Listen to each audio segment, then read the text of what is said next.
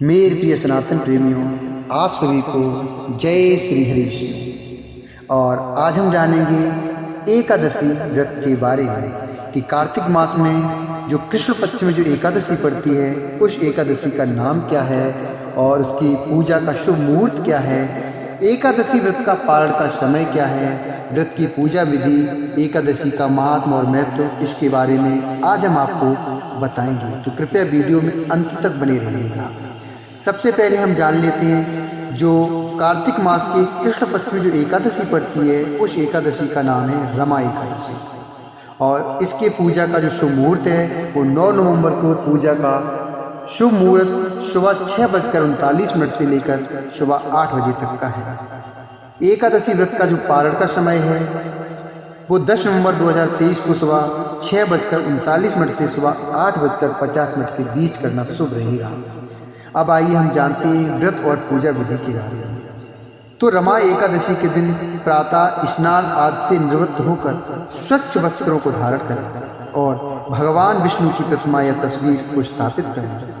प्रतिमा के सामने बैठकर व्रत का संकल्प लें। इसके बाद भगवान विष्णु की पूजा विधि विधान से करें। सबसे पहले भगवान विष्णु को पंचामृत से स्नान कराएं, फिर वामन देव को पुष्प, धूप, दीप, नैवेद्य आदि अर्पित करें। इसके बाद विष्णु सहस्त्र नाम का जाप करें और भगवान विष्णु की कथा सुनें। साथ ही द्वादशी के दिन ब्राह्मणों को भोजन कराकर और दान देकर आशीर्वाद प्राप्त करें। अब आइए हम जानते हैं रमा एकादशी के महात्म के बारे में। तो धर्मराज युधिष्ठिर बोले कि हे भगवान, अब आप मुझे कार्तिक मास की कृष्ण पक्ष की एकादशी की कथा सुनाइए। इस एकादशी का नाम क्या है तथा इसमें कौन सा फल मिलता है, यह सब विस्तार पूर्वक कहिए। तब भगवान श्री कृष्ण बोले, हे राजन, कार्तिक मास की कृष्ण पक्ष की एकादशी का नाम रमा है। इसके व्रत से समस्त पाप नष्ट हो जाते हैं। इसकी कथा इस प्रकार है, हम आपको बता रहे हैं। प्राचीन काल में मुचकुंद नाम का एक राजा राज्य करता था। उसके इंद्र, वरुण, कुबेर, विभीषण आदि मित्र थे। वह सत्यवादी तथा विष्णु भक्त था। उसका राज बिल्कुल निष्कंटक था। उसके एक उत्तम चंद्रभागा नाम की एक बड़ी रूपवती सुंदर लड़की अर्थात कन्या उत्पन्न हुई। उसने उस लड़की का विवाह राजा चंद्रसेन के पुत्र शावन के साथ किया। एक समय जबकि वह अपनी ससुराल में थी, एक एकादशी पड़ी। चंद्रभागा सोचने लगी कि अब एकादशी समीप ही आई है, परंतु मेरा पति अत्यंत कमजोर है, इसलिए यह व्रत नहीं कर सकता, परंतु मेरे पिता की कठिन आज्ञा है। जब दशमी आई तब राज्य में ढिंढोरा पीटा गया। तो उसे सुनकर शोभन अपनी पत्नी के पास गया और बोला कि हे प्रिय, तुम मुझे कुछ उपाय बतलाओ, क्योंकि मैं व्रत करूंगा तो मैं अवश्य ही मर जाऊंगा। इस पर चंद्रभागा बोली, हे प्राणनाथ, मेरे पिताजी के राज्य में एकादशी के दिन कोई भी भोजन नहीं ग्रहण करता है। यहाँ तक कि हाथी, घोड़ा, ऊंट, पशु पक्षी आदि भी तृण, अन्न, जल आदि को ग्रहण नहीं करते हैं। फिर यहाँ मनुष्य कैसे भोजन कर सकते हैं? यदि आप भोजन करना चाहते हैं तो किसी दूसरे स्थान पर चले जाइए, क्योंकि यदि आप इसी स्थान पर रहोगे तो आपको व्रत अवश्य ही करना पड़ेगा। उस पर शोभन बोला कि हे प्रिय, तुम्हारा कहना बिल्कुल ठीक है, बिल्कुल सत्य है। अब मैं व्रत अवश्य ही करूंगा। भाग्य में जो लिखा है वो तो होके ही रहेगा। ऐसा विचार करके उसने एकादशी का व्रत किया और भूख और प्यास से अत्यंत पीड़ित होने लगा। सूर्य भगवान भी अस्त हो गए और जागरण के लिए रात्रि हुई। वह रात्रि शोभन को दुख देने वाली थी। दूसरे दिन प्रातः से पूर्व ही शोभन संसार से चल बसा। राजा ने उसके मृतक शरीर का दहन करा दिया। चंद्रभागा अपने पति की आज्ञा अनुसार अग्नि में दहन न हुई, परंतु पिता के घर में रहना उत्तम समझा। रमा एकादशी के प्रभाव से शोभन को मंद्राचल पर्वत पर धन धान्य से युक्त तथा शत्रु रहित एक उत्तम नगर प्राप्त हुआ। उसके महल में रत्न तथा स्वर्ण के खंभे लगे हुए थे। वहां पर वह स्वर्ण तथा मणियों के सिंहासन पर सुंदर वस्त्र तथा आभूषण से युक्त बैठा हुआ था। आभूषणों से युक्त गंधर्व तथा अप्सरा इसकी स्तुति कर रहे थे। उस समय राजा शोभन दूसरा इंद्र प्रतीत हो रहा था। एक समय मुचकुंद नगर में रहने वाला एक सोम शर्मा नाम का ब्राह्मण तीर्थ यात्रा के लिए निकला। उसने घूमते घूमते उसको देखा। वह ब्राह्मण उसको अपने राजा का जमाई जानकर उसके निकट गया।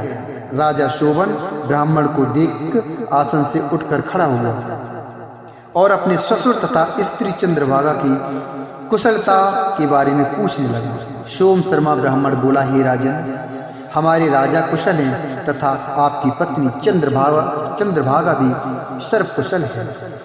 अब आप अपना वृत्तांत बतलाइए, अपना वृत्तांत सुनाइए कि आप कैसे हैं। मुझे यह बड़ा आश्चर्य है कि ऐसा विचित्र और सुंदर नगर जिसको न तो मैंने कभी सुना और न कभी देखा है, आपको किस प्रकार प्राप्त हुआ। शोभन बोला कि हे देव, यह सब कार्तिक मास की कृष्ण पक्ष की रमा एकादशी के व्रत का प्रभाव है। इसी से मुझे यह अनुपम नगर प्राप्त हुआ है, परंतु यह अध्रुव है। इस पर ब्राह्मण बोला कि हे राजन, यह अध्रुव क्यों है और ध्रुव किस प्रकार हो सकता है, वो आप मुझे बताइए, उसको आप मुझे समझाइए। मैं आपके कहे अनुसार ही कार्य को करूँगा, आप इसमें बिल्कुल झूठ न समझें। शोभन बोला कि हे देव, मैंने अश्रद्धा पूर्वक व्रत किया था, उसके प्रभाव से मुझे यह नगर प्राप्त हुआ, इसलिए मैं इसे अध्रुव मानता हूँ। यदि तुम इस वृत्तांत को राजा मुचकुंद की पुत्री चंद्रभागा से कहोगे तो वह उसको ध्रुव बना सकती है। ब्राह्मण ने वहां आकर चंद्रभागा से समस्त वृत्तांत कहा। इस पर राजकन्या चंद्रभागा बोली कि हे ब्राह्मण देव, आप क्या वह सब वृत्तांत प्रत्यक्ष देखकर आए हैं, अपनी आंखों से ये देखकर आए हैं, या आप स्वप्न में कह रहे हैं। इस पर ब्राह्मण बोला कि हे पुत्री, मैंने तेरे पति शोभन तथा उसके नगर को प्रत्यक्ष देखा है, अपनी इन आंखों से ही देखा है, परंतु वह नगर अध्रुव है। तू कोई ऐसा उपाय कर जिससे कि वह ध्रुव हो जाए। इस पर चंद्रभागा बोली कि हे महाराज, आप मुझे उस नगर में लेके चलिए, मैं अपने पति को देखना चाहता हूँ। मैं अपने व्रत के प्रभाव से उस नगर को ध्रुव बना लूंगी। चंद्रभागा के वचनों को सुनकर वह ब्राह्मण उसको मंद्राचल पर्वत के पास वामदेव के आश्रम में लेके गया। वामदेव ने उसकी कथा को सुनकर चंद्रभागा का मंत्रों से अभिषेक किया। चंद्रभागा मंत्रों तथा व्रत के प्रभाव से दिव्य देह धारण करके पति के पास चली गई। शोभन ने अपनी स्त्री चंद्रभागा को देखकर प्रसन्नता पूर्वक उसे वाम अंग में बैठाया। चंद्रभागा बोली कि हे प्राणनाथ, अब आप मेरे पुण्य को सुनिए। जब मैं अपने पिता के गृह में 8 वर्ष की थी, तब ही से मैं सविधि एकादशी का व्रत करने लगी। उन्हीं व्रतों के प्रभाव से आपका यह नगर ध्रुव हो जाएगा और समस्त कर्मों से युक्त होकर प्रलय के अंत तक रहेगा। चंद्रभागा दिव्य रूप धारण करके तथा दिव्य वस्त्रों से सुसज्जित सजकर अपने पति के साथ आनंद पूर्वक रहने लगी और शोभन उसके साथ आनंद पूर्वक रहने लगा। हे राजन, यह मैंने रमा एकादशी का महात्म कहा है। जो मनुष्य रमा एकादशी के व्रत को करते हैं, उनके समस्त ब्रह्म हत्या आदि के पाप नष्ट हो जाते हैं। जो मनुष्य रमा एकादशी का महात्म सुनते हैं, वह अंत समय विष्णु लोक को जाते हैं। अब आइए हम आपको बताते हैं कि रमा एकादशी के महत्व के बारे में। इस एकादशी का व्रत रखने से जीवन में सुख और समृद्धि आती है। रमा एकादशी व्रत कामधेनु और चिंतामणि के समान फल देता है। इस व्रत को रखने से जातक के सभी पाप कर्मों का नाश हो जाता है। इससे सभी तरह के पुण्य फल की प्राप्ति होती है। इस व्रत के प्रभाव से धन धान्य की कमी नहीं रहती है। इस दिन प्रातः काल स्नान करने के बाद व्रत का संकल्प लेकर भगवान विष्णु की पूजा करनी चाहिए। पूजन में भगवान विष्णु को धूप, तुलसी के पत्तों, दीप, नैवेद्य, फूल और फल आदि अर्पित करने चाहिए। एकादशी के अगले दिन द्वादशी पर पूजन के बाद गरीबों को भोजन और दान दक्षिणा देकर पारण करें। मेरे प्रिय भगवत प्रेमी, अगर आपको यह जानकारी अच्छी लगी हो तो कृपया वीडियो को लाइक करें और चैनल को सब्सक्राइब करना ना भूलें और हो सके तो इस वीडियो को शेयर करें ताकि एकादशी के बारे में और लोगों को भी पता चल सके। इसी के साथ जय श्री हरिनारायण। एकादशी